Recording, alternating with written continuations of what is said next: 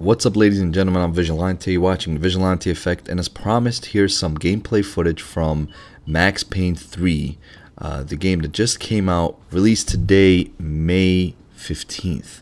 Now, the game definitely, I'll tell you right now, the game definitely lives up to its hype. This is my first impressions review. I've been playing the game for about, I would say story mode I played for maybe an hour, hour and a half. The multiplayer I've been playing for at least 3 hours, maybe more. And I've been having a lot of fun with it. And I'm a big Max Payne fan. I've been playing Max Payne since it first came out on the PC, and all the way to Max Payne 2 on the PS2. And I've been looking forward to this release for quite some time. And Max Payne 3, when you first play it, when you first get your hands on it, you realize that the controls are a little bit different for this game. There's a lot of different variant controls that obviously will control the bullet time, would control you jumping. Bullet time is when the time slows down around you, and then when you jump and dive, and you know the time slows down around you as well. There's a different button for that, and just the way you can pick up guns and grab guns. The way Max Payne moves, the first thing that's actually going to be the first thing you notice. The way he moves is, it's almost as if it's a lot more realistic. I'll tell you that. It's almost as if he's not you're not controlling him in some small sense. Like he might move his arms, or he might push against the wall. You know, when he's on the floor, he's gonna stay on the floor. It makes it a lot more realistic, and I really appreciate that. When you open doors, it's like he pushes the doors with his shoulders. You know, it really puts a lot of realism in there, and it feels like you're moving a heavy person. It doesn't feel like you're just moving a character. If it actually, for me, it felt like I was actually moving a person. You know, like someone that had heaviness to them. And the controls were so far they're pretty good. I'm liking them a lot, actually. It's, you know, you might have to get used to it just right in the beginning, but the aiming is a little bit more difficult than your average third-person shooter. But it has different options, actually. I should say it has one of the options is free aim. Free aim is basically you have absolutely no aim assist, and then there's different levels of aim assist, like medium or complete aim assist. And what I like about it, this is with the story and the multiplayer. What I like about it for the multiplayer is that it separates the playlist based on the type of aiming you're choosing. So for instance, if you choose free aim, they're not going to put you in a lobby where you have someone that's using I don't know, it's called soft aim or something like that, whatever. It's basically using aim assist. They're not going to put you in the same lobby as that. You're separated based on that. That way, nobody has an unfair advantage. So that's that. The story compared to, I'll tell you, the gameplay compared to the first Max Payne and the second Max Payne, it feels like you're playing a Max Payne game, but at the same time, it feels like it's something a little bit different. The gameplay, it's similar. Of course, you have the bullet time, you have the immense amount of action, but there's a lot more gore in this game. A lot more gore. You know, a lot more blood. It's insane, and it's actually sickeningly addictive, if I should say. And also, so that's for the gameplay. So the gameplay is somewhat similar, but then there's differences to it, obviously. Like for instance, when you dive and get on the floor, Max Payne can actually stay on the floor now, and you know you can roll him around while he's on the floor.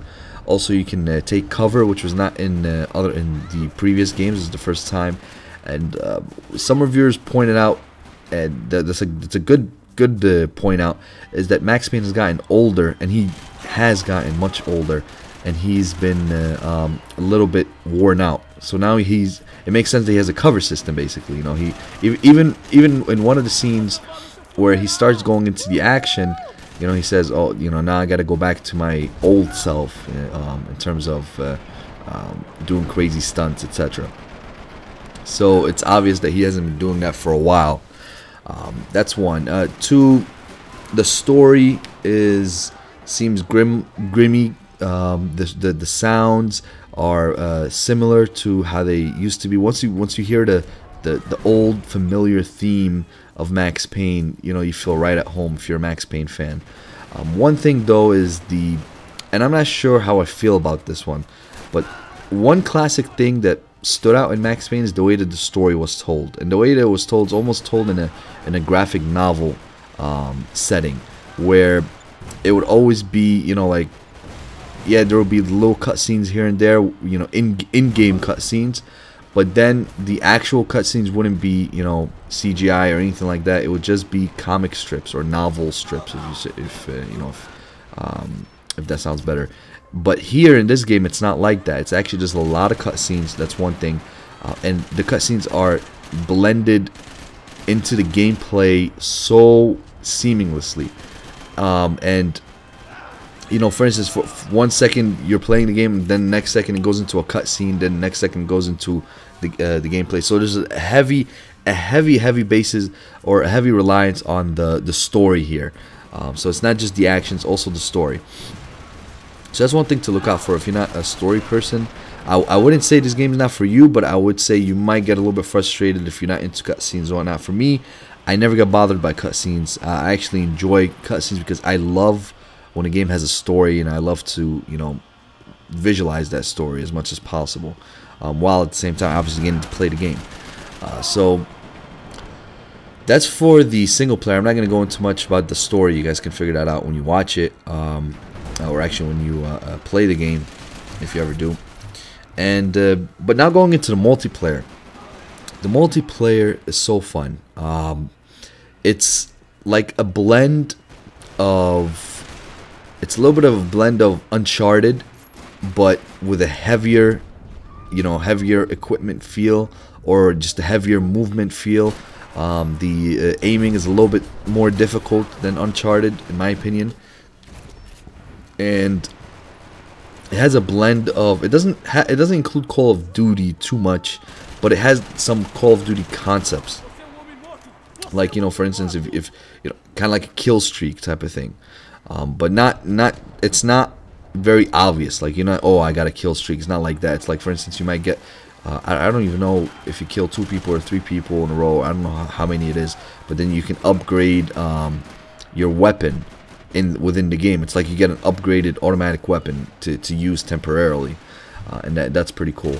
Also, with these things I've said, that's, you know, has a little bit of Uncharted and a little bit of Call of Duty here and there.